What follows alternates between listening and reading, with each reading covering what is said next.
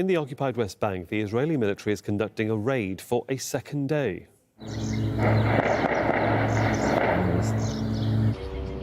At least 5 people have been killed in the operation in the city of Tulkarem, and mass arrests have been made at the Nur Shams refugee camp. Israeli forces also raided several homes and used bulldozers to destroy homes, shops and other critical facilities. Nida Ibrahim is our correspondent live for us in Tulkarem in the occupied West Bank, and we've been keeping a very close eye on this Israeli military operation, Nida. It's day 2, and there seems to be no sign that it's about to end.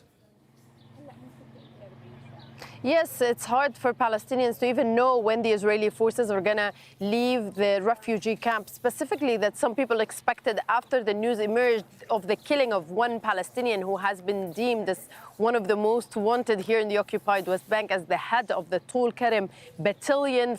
This is like the armed group of Palestinian men fighting the Israeli occupation. They thought maybe the Israeli raid will come to an end, but as we've been hearing now, it doesn't seem to be ending, because we're not only hearing sounds from the Israeli drone, but also of bombs. We're hearing from the battalion in Tulkarem. They just released a statement saying that they will continue being engaging in armed confrontations with the Israeli forces.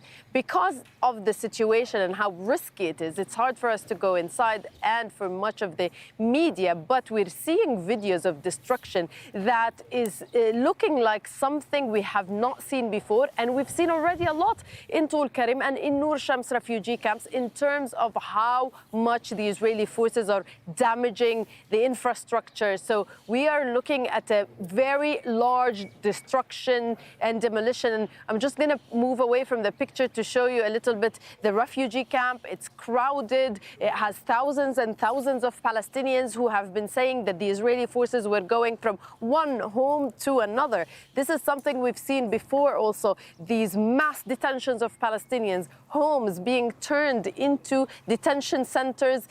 They would be evicted out of the residence when the Israeli forces arrive. They would stay there, and sometimes they would do what we've been seeing a lot of lately, which is like the field interrogations of Palestinians. So anyone who lives in that refugee camp is enduring a lot and could be subjected to beating up, arrests. And already when we were reporting about the torture and the beating up in the occupied West Bank, we've seen that in those large and long raids, we see the Israeli forces going from one house to another. In one incident, one of the witnesses was telling us that the Israeli forces were torturing him, asking him what he knows, who he knows in the refugee camp. So it's seen here as a time of as a way of intimidating Palestinians to get information out of them. Sometimes this information simply does not exist with those people who are being tortured and arrested. Indeed, it's an ongoing situation. Of course, we'll join you through the day. Nida Ibrahim there for us in Tulkarem.